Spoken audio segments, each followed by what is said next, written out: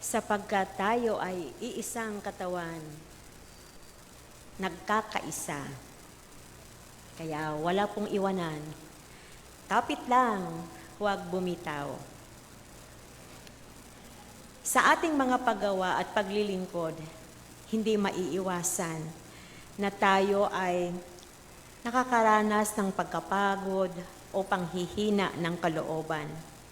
Sa pagkakataong ito, humuhugot tayo ng inspirasyon at lakas, pangunahin mula sa ating Diyos. Gayon din, nagbibigay sa atin ng lakas at inspirasyon ang mga magaganda o positibong komento mula sa mga tao, lalo't higit sa mga taong ating pinaglilingkuran. Subalit sa ating ebanghelyo ngayon, wala tayong makikitang aksyon ng mga tao na nagbigay inspirasyon sa ating Panginoon. Puro negatibo ang mga naging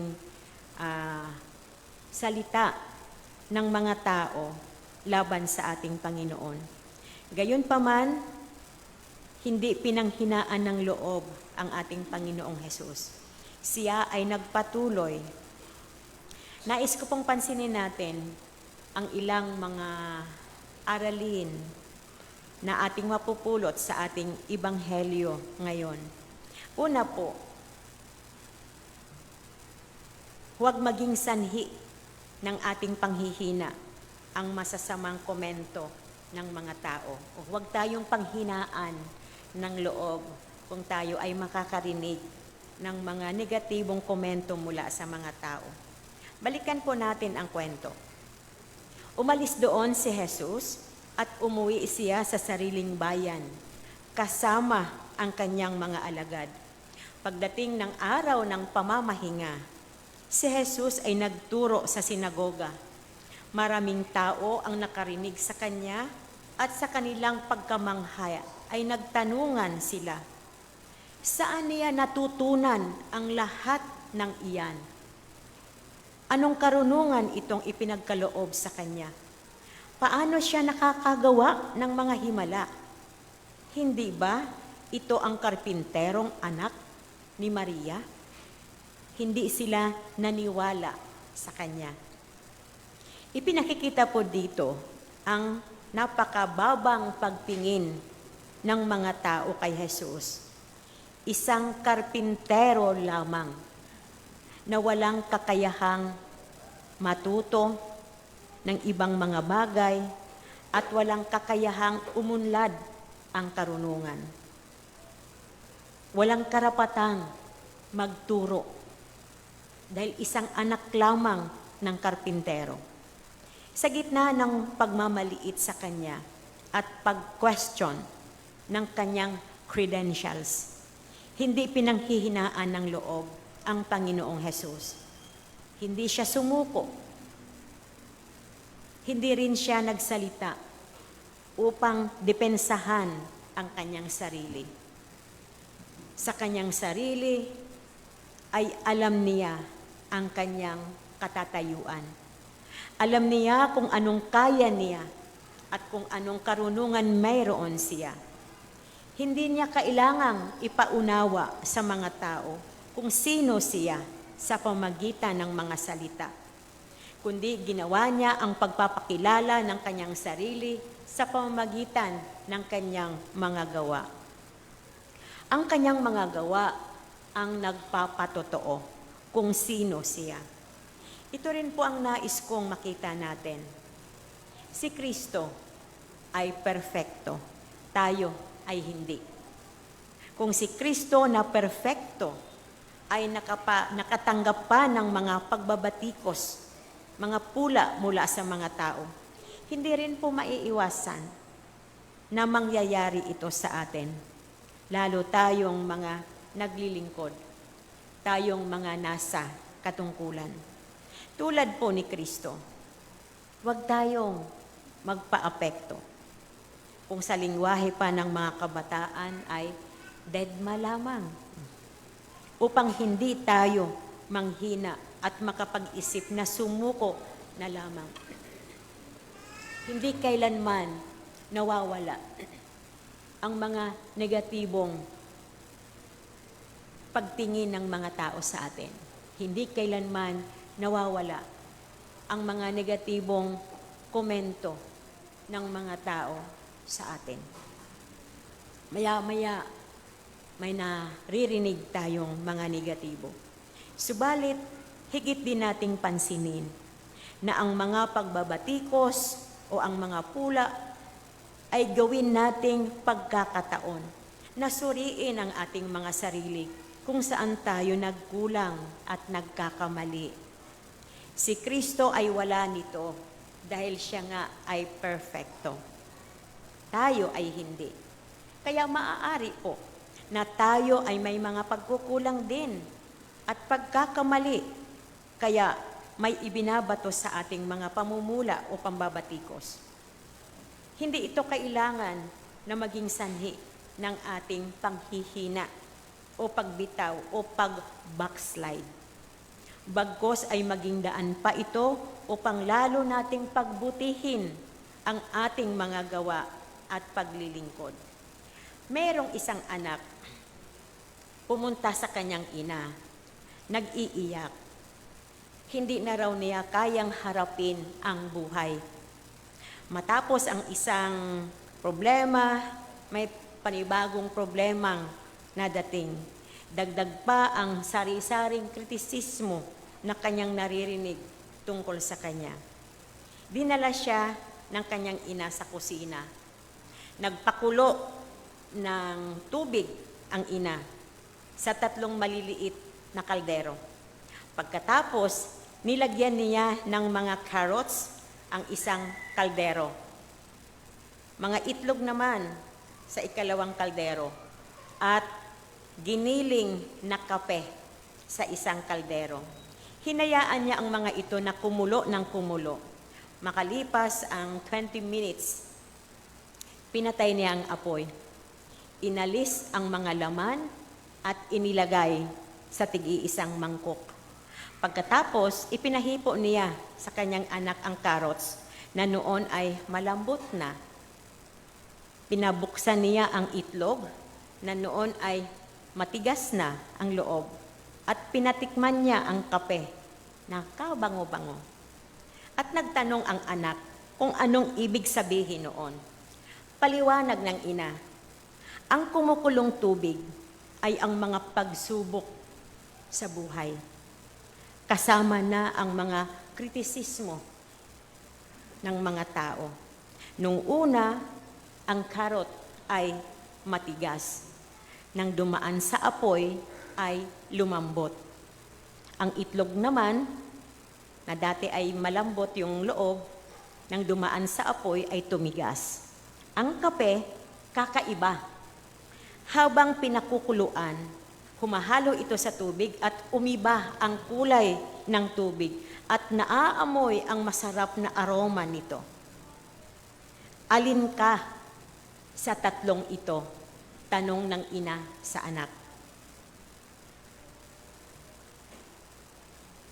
Siya ring tanong sa atin ngayon, alin tayo sa 3 iyon? Karot, na sa umpisa ay matigas o matatag, subalit pagdating ng pagsubok o mga kritisismo ay lumambot na at nanghina na at sumuko na. O itlog, na sa umpisa ay malambot, ngunit pagdating ng pagsubok ay tumigas at wala ng pakiramdam. O katulad tayo ng kape, na habang dumaranas ng pagsubok at ng mga kritisismo, ay nabago ang buhay at nakapagdudulot ng kasiyahan at kagalakan sa iba dahil sa ating masarap na aroma, na bunga ng ating mabubuting gawa. Na tulad ni Kristo, sa gitna ng mga kritisismo sa Kanya, ay nagpatuloy sa Kanyang mabubuting mga gawa ng pangangaral at pagpapagaling. Hindi bumitaw ang ating Panginoong Hesukristo sa misyon na iniatang sa Kanya. Habang nagpatuloy ang mga kritisismo sa Kanyang paligid, lalo namang gumaganda ang Kanyang mga salita, lalo namang gumaganda ang Kanyang mga ginagawa ng pangangaral at pagpapagaling, at lalong nasasarapan ang lahat na makatikim ng Kanyang mga gawa. Ito rin po ang nais ipaunawa sa atin, na anumang mga pagsubok, anumang mga masasamang komento na ibabato sa atin, huwag tayong manghina. Huwag tayong bumitaw sa ating pananampalataya at pagsunod sa Diyos. Kapit lang, kailanman hindi natatapos at nawawala ang mga pagsubok. Kapit lang tayo. Ikalawa po, lumago tayo sa ating kaalaman. Balikan po natin ang kwento. Maraming tao ang nakarinig sa Kanya at sa kanilang pagkamanghay, nagtanungan sila, saan niya natutunan ang lahat ng iyan? Anong karunungan itong ipinagkaloob sa Kanya? Paano siya nakakagawa ng mga himala? Hindi lubos maisip ng mga tao kung saan kumuha ng pambihirang karunungan ang Panginoong Hesus. Anak lang ba naman ng karpintero? At siguro hindi nila nakita na nag-aral si Hesus. Katulad ng, mahirap nga lang kasi ang Panginoong Hesus Hindi katulad ng mga mayayamang Hudyo, na siyempre, hindi rin basta-basta ang paaralan. So walang pinag-aralan ang ating Panginoong Hesus. Kaya saan siya kumuha ng pambihirang karunungan? Saan siya kumuha ng pambihirang skill na nagpapagaling ng mga tao? Saan siya kumuha ng pambihirang skill na gumagawa ng mga himala? Kaya hindi yun maisip ng mga tao. Anak ng karpentero. Tayo may pinag-aralan, hindi natin magagawa yun. Napakahusay niyang ipinangaral ang mga salita ng Diyos. Sa ating buhay po ngayon, hindi rin maiiwasan na kung minsan ay mga nagdududa sa ating kaalaman at kakayahan. Hindi sila satisfied sa ating kaalaman at kakayahan. Ito marahil ay kulang ang laman ng ating mga sinasabi o kulang ang ating kakayahan o ginagawa. Sa halip na manghina tayo dahil sa mga negatibong komento, ay maging hamon pa ito para sa atin na lalo tayong mag-aral at lalo pang linangin natin ang ating mga kakayahan. Hindi upang hangaan tayo ng mga tao. Hindi upang mamangha sila sa atin na pagkagaling ba niya? Pagkagaling mo ba? Hindi yun ang layunin ng ating pag-aaral. Hindi yun ang layunin ng ating upgrading ng ating kaalaman at kakayahan para hangaan tayo ng mga tao. Hindi upang mamangha sila sa atin, kundi upang lalo pa tayong maging epektibo at mabuting mga lingkod ng Diyos at maging pakinabang sa iba. Kaya huwag po tayong bumitaw, kapit lang po tayo sa Diyos at sa ating pananampalataya upang lumago tayo sa ating kaalaman at mga kakayahan. Ikatlo po, walang magaganap na himala kung walang pananampalataya. Ayon po muli sa ating kwento, hindi siya nakagawa ng himala roon maliban sa ilang may sakit na pinatungan niya ng kanyang kamay at pinagaling. Namangha siya dahil ayaw nilang maniwala sa kanya. Si Jesus ay namangha. Bakit itong mga taong ito ay ayaw maniwala sa kanya? Dahil hindi naniniwala sa kanya ang mga tao, hindi siya nakagawa ng mga himala. Maliban sa ilang may sakit na pinatungan niya ng kanyang kamay. Umuwi si Jesus sa Nazareth, sa kanyang sariling bayan, sa layuning paglingkuran ang kanyang mga kababayan.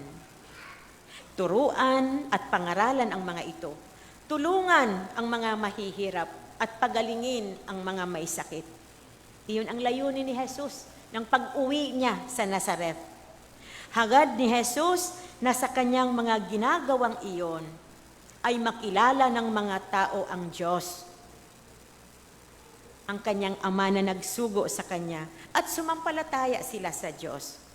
Subalit ang mga tao ay hindi naniniwala sa kanya, sapagkat nabulag sila ng kanilang mga negatibong kaisipan at pananaw tungkol kay Jesus. Ang kawalan ng pananampalataya ang pumipigil sa atin para makita natin ang mga himala na ginagawa ng Diyos. Kahit ang simpleng pagmulat ng ating mga mata sa umaga,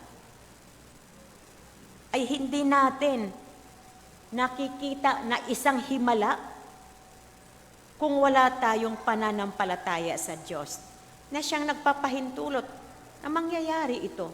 Naiisip po ba natin yon? Na himala na tayo'y nagising o nagigising tuwing umaga. Himala po yun.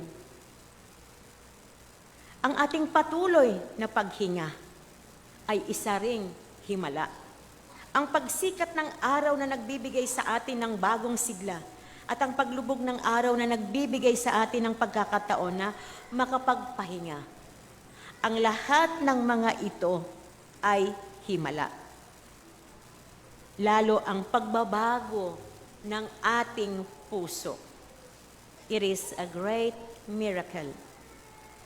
Maraming mga himala na nagaganap na sa ating buhay at marami pang magaganap kung sumampalataya po lamang tayo sa Diyos. Kaya kapit lang po tayo mga kapatid. Huwag tayong bumitaw sa ating pagsampalataya at paglilingkod sa Diyos. May magaganap na mga himala sa ating buhay. Amen.